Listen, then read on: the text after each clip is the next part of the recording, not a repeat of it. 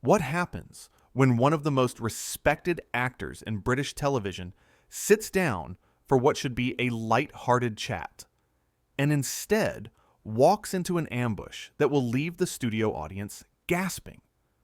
In just 40 seconds, a single dismissive comment would ignite a firestorm that transformed a daytime talk show into the most uncomfortable television moment of the year. The Loose Women set was buzzing with its usual energy that afternoon. Patrick Stewart had arrived to discuss his latest theater production, settling into the purple chair with the grace and composure audiences had come to expect from him over decades of performances. The panel consisted of Denise Welch, who sat front and center as the lead host, along with Nadia Sawalha, Kay Adams, and Jane Moore, flanking her on either side.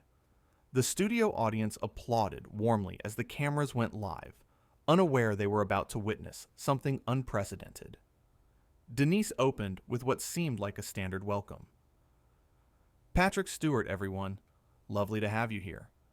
The audience clapped again, but there was something in her tone, something clipped and almost dismissive, that made Patrick's smile tighten just slightly at the corners. "Thank you for having me," Patrick replied, his voice carrying that distinctive warmth that had made him beloved across generations. "So," Denise continued, barely pausing to let him finish, "you're doing theater again. Another Shakespeare thing, is it? Must be nice to keep going back to the same old material when you run out of other options." The studio went quiet. Nadia shifted uncomfortably in her seat, glancing at Kay with widened eyes. Patrick's expression remained polite, though his posture straightened ever so slightly. "I wouldn't characterize classical theater as running out of options," Patrick said carefully. "Shakespeare's work continues to resonate because it explores timeless human truths. Each performance offers new discoveries, new interpretations." Denise waved her hand dismissively. "Yes, yes, very noble. But let's be honest, Patrick. You're not exactly getting the big film roles anymore, are you? I mean, when was the last time you were in something people actually watched?" Jane Moore jumped in quickly, her voice bright and clearly attempting to redirect. "Patrick, I think what we'd all love to hear about is your approach to bringing fresh life to these classic roles. You've played so many iconic characters." "Well," Patrick began, seeming grateful for the shift, "I believe that every generation needs to see these stories through a contemporary lens. We're exploring themes of power, betrayal, and redemption in ways that speak to modern audiences." But Denise wasn't finished. She leaned forward, her expression sharp. "Contemporary lens. Right. Is that what we're calling it when actors who used to be famous try to stay relevant by doing the same plays over and over? Because from where I'm sitting, it just looks like you're afraid to take risks anymore." The audience stirred. Someone gasped. Nadia looked absolutely horrified, her hand moving to her mouth. Patrick's jaw tightened, but his voice remained measured. "I'm not sure I understand the hostility, Denise. I came here to discuss my work, not to be insulted." "Oh, don't be so sensitive," Denise shot back, laughing in a way that felt more like mockery than humor. "This is Loose Women. We say what everyone else is thinking. And what I'm thinking is that you've been coasting on your Star Trek fame for decades. When are you going to do something actually challenging?" Kay Adams, looking deeply uncomfortable, tried to intervene. "Denise, I think we should talk about Patrick's incredible body of work. He's won multiple awards for his performances." "Awards for what?" Denise interrupted, not even looking at Kay. "For standing on a stage reciting lines that have been recited 1,000,000 times before? Please. Anyone can do that." Patrick's eyes flashed, and for the first time, the legendary composure cracked just slightly. "Actually, Denise, not anyone can do that. It requires years of training, dedication, and a deep understanding of text, subtext, and human emotion. But I wouldn't expect someone who makes a living out of casual conversation to understand the rigors of actual performance." The studio went dead silent. Denise's face flushed red, her mouth opening and closing as she processed what he'd just said. Nadia looked like she wanted to disappear into her chair. Jane was staring down at her notes, clearly wishing she were anywhere else. "Excuse me?" Denise finally managed, her voice rising. "Did you just insult what I do?" I responded in kind. Patrick replied coolly. "You've spent the last several minutes denigrating my entire career. I'm simply pointing out that perhaps you're not in the best position to critique work you clearly don't understand or respect." "I understand plenty," Denise snapped. "I understand that you're an aging actor who can't let go of the past. You're stuck in a time warp, Patrick. The world has moved on, but you're still there on stage, pretending anyone under 50 cares about your Shakespeare." Nadia finally found her voice, though it shook slightly. "Denise, this really isn't fair. Patrick is a guest on our show. And as a guest, he should be prepared for honest questions," Denise retorted, not taking her eyes off Patrick. "Not everyone is going to bow down and worship at the altar of Patrick Stewart. Some of us see through the act." Patrick stood up. The movement was sudden enough that it caught everyone off guard. "The act," he repeated quietly, and there was something dangerous in his calm tone. "The act is what you're performing right now, Denise. This manufactured controversy, this desperate attempt to create a viral moment at someone else's expense. That's the act." "Sit down," Denise commanded, but her voice had lost some of its edge. She looked rattled. "I don't think I will," Patrick replied. "I was invited here as a guest, not as a target for your personal frustrations. Whatever is happening in your life that makes you feel the need to attack someone you've just met, I suggest you work through it privately rather than using your platform to tear others down." Kay was frantically gesturing to someone off camera, clearly trying to signal the producers. Jane had her head in her hands. Nadia was openly staring at Denise with an expression that mixed shock and disappointment. "You can't just walk off," Denise said, but she was standing now too, her voice climbing higher. "We're in the middle of an interview." "This stopped being an interview the moment you decided to make it a personal attack," Patrick said. He was already removing the small microphone clipped to his collar. "I've been in this industry for over 50 years. I've worked with the finest actors, directors, and yes, interviewers in the world. I've sat through challenging questions, difficult conversations, even heated debates.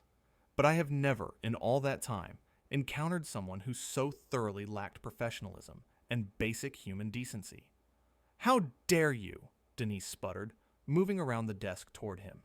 "You come on my show and insult me?" "Your show?" Patrick raised an eyebrow.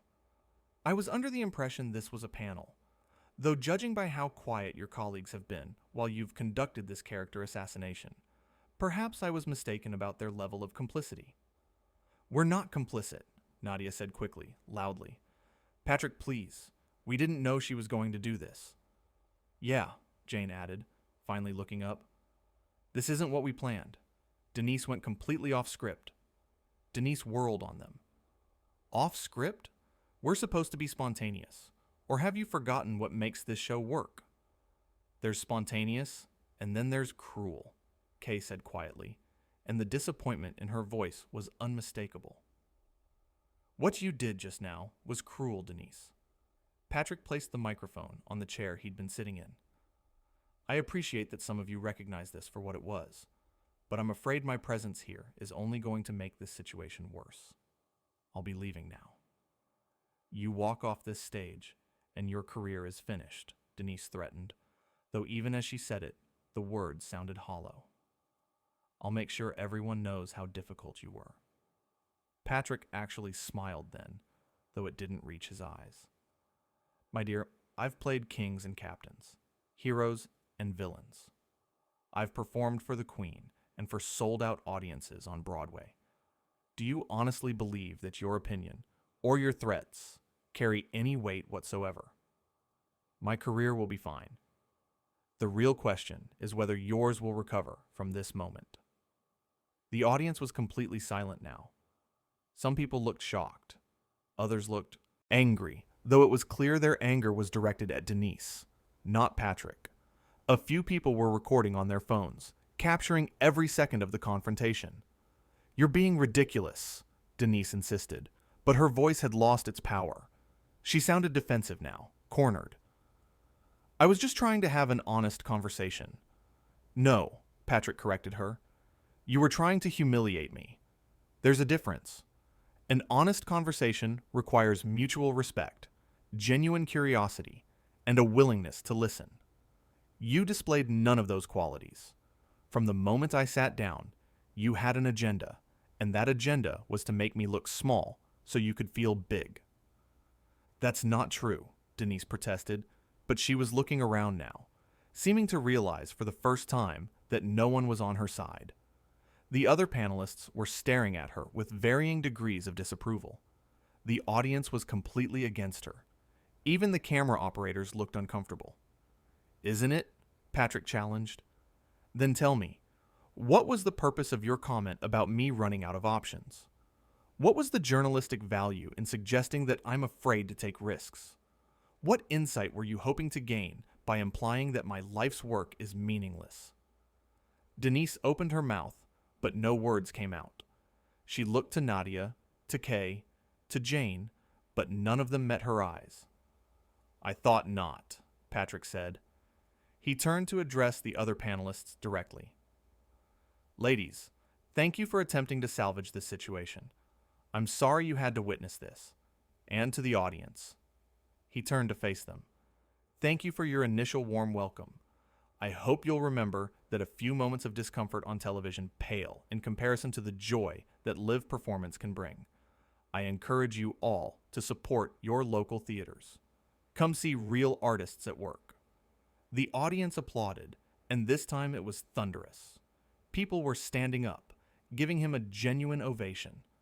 Denise looked around in disbelief, her face cycling through anger, embarrassment, and something close to panic. "This is unbelievable," she muttered. "Unbelievable." "Actually," Patrick said, his hand on the back of the chair he'd occupied, "this is quite believable. This is what happens when ego supersedes empathy. When the desire for attention overrides basic respect. You wanted a moment, Denise. Congratulations. You got one. Just not the one you hoped for." A producer finally rushed onto the set, a young woman with a headset who looked absolutely frantic. "Mr. Stewart, please, if you could just wait one moment." "I'm afraid I've waited quite long enough," Patrick replied, but not unkindly. "I understand you're trying to do your job, and I respect that. But I won't stay where I'm not respected." Denise found her voice again, and it came out sharp and desperate. "You're making this into something it's not. Everyone is going to think I'm the villain here, and that's not fair." Patrick paused. For a moment, it looked like he might say something cutting, something that would end the confrontation with a devastating final blow. But instead, his expression softened just slightly.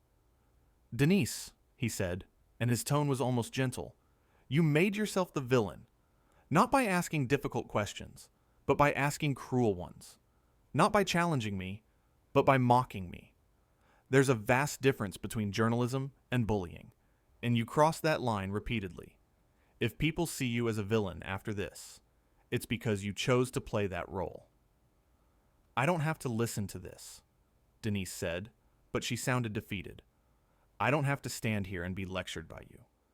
"You're absolutely right," Patrick agreed. "You don't. You're free to walk away at any time, just as I am. The difference is, I'm walking away with my dignity intact."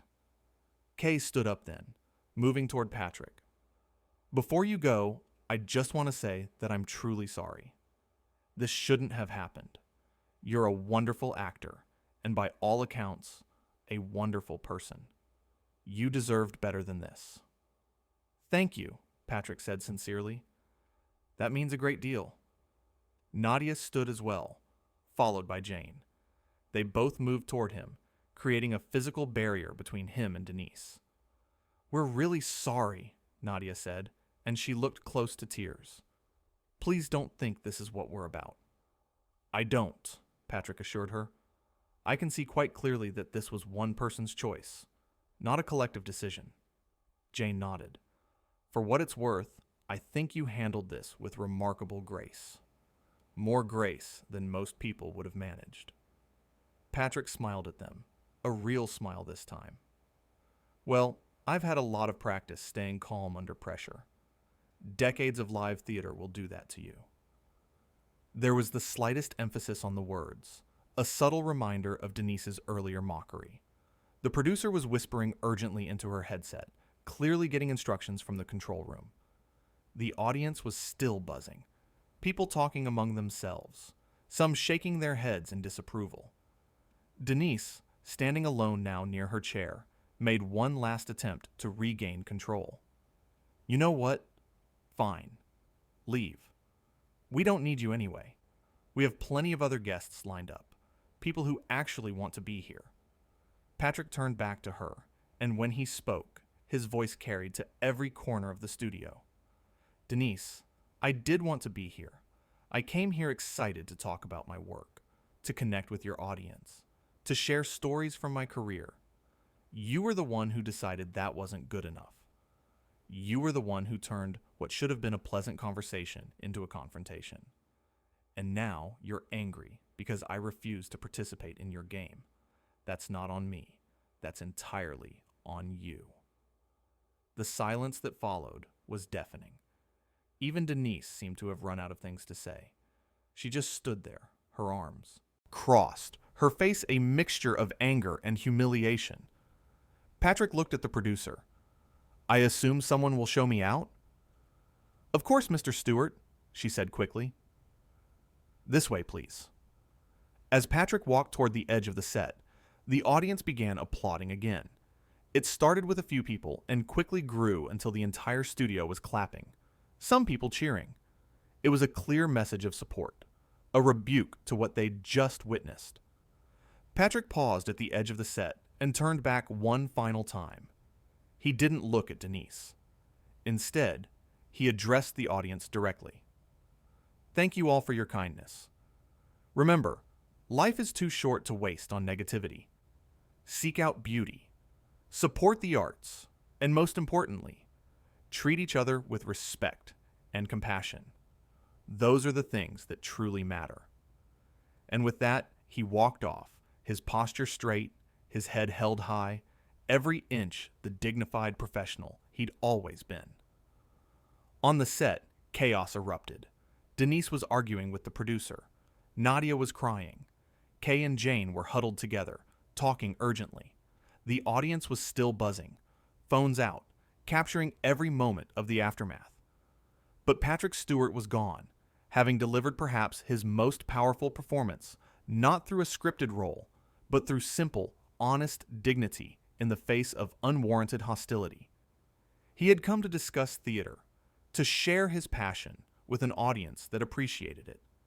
Instead, he'd been forced to defend his life's work against someone who seemed determined to diminish it. And in the end, he'd won. Not through aggression or cruelty, but through calm, measured responses that highlighted the stark contrast between a true professional and someone pretending to be one. The man who had commanded starships and recited Shakespeare had shown that real power comes not from tearing others down, but from refusing to be torn down yourself. The cameras had captured it all. Every insult from Denise, every dignified response from Patrick, every uncomfortable reaction from the other panelists, every moment of the audience's growing support for the guest who had been so poorly treated. It was the kind of television moment that would be analyzed and discussed for years to come. Not because it was planned or scripted, but because it was brutally, uncomfortably real. It showed what happened when someone used their platform to attack rather than engage, and what happened when their target refused to play along. Denise had wanted a memorable moment. She got one, just not the way she intended. Patrick Stewart had walked onto that stage as a respected actor. He walked off as something more, a symbol of grace under fire, of maintaining dignity when others lose theirs, of standing up for yourself without stooping to your attacker's level. The set was still in turmoil when Patrick reached the exit. Behind him, he could hear Denise's voice, shrill and defensive, arguing with someone. He could hear Nadia still crying, Kay trying to comfort her. He could hear the producer frantically trying to figure out what to do about the rest of the show. But none of that was his concern anymore. He had done what needed to be done. He had stood up for himself, for his work, for the entire community of artists who dedicate their lives to their craft, only to be dismissed by people who don't understand the depth of what they do. A stage manager, a kind-faced woman in her 40s, appeared at his side. "Mr. Stewart, I'm so sorry about what happened in there. That was completely out of line." "Thank you," Patrick said. "I appreciate that. But please don't apologize for someone else's actions. You weren't responsible for what happened." "Still," she said as she led him down a corridor away from the studio, "you handled it beautifully. I've worked in television for 20 years, and I've never seen anyone maintain their composure like that under such circumstances." "Well," Patrick said with a slight smile, "I've played a lot of captains. You learn to keep your cool when the ship is under fire." She laughed at that, a genuine sound of relief and appreciation. "Your dressing room is just here. Your things are all ready. Again, on behalf of everyone who isn't Denise Welch, we're truly sorry." Patrick paused at the door to the dressing room. "Can I ask you something?" "Of course." "Does she do this often? Attack guests like that?" The stage manager hesitated, clearly weighing her professional loyalty against her honesty. Finally, she said, "Let's just say you're not the first person to leave that set angry, but you are the first person to call her out on it so effectively." Patrick nodded slowly. "I see. Well, perhaps this will serve as a wake-up call, though somehow I doubt it." "So do I," the stage manager admitted, "but one can hope." Patrick collected his belongings quickly. He wanted to be out of the building, away from the drama, back to his own life and work. As he changed out of the shirt the show's wardrobe department had provided, and back into his own clothes, he could hear his phone buzzing repeatedly in his jacket pocket. News traveled fast in this industry, but he ignored the phone. There would be time enough to deal with the fallout later. For now, he just wanted to leave with his head held high and his integrity intact. As he walked out of the television studio and into the London afternoon, Patrick Stewart felt oddly at peace. Yes, the interview had been a disaster. Yes, he'd been insulted and disrespected. Yes, this would likely be the talk of the entertainment world for days to come. But he had stood his ground. He had refused to be diminished. He had shown that you don't have to respond to cruelty with cruelty, that you can be strong without being mean, that you can defend yourself without attacking others. And perhaps most importantly, he had reminded everyone watching that respect costs. Nothing, but its absence costs everything. Behind him, somewhere in that building, the Loose Women panel was probably still trying to salvage what remained of their show. Denise was probably still insisting she'd done nothing wrong. The producers were probably in crisis meetings. The audience members were probably calling their friends, telling them what they'd just witnessed. But Patrick Stewart was already moving forward, his dignity intact, his conscience clear, and his reputation, if anything, enhanced rather than diminished by what had transpired. Because in the end, that's what happens when grace meets hostility.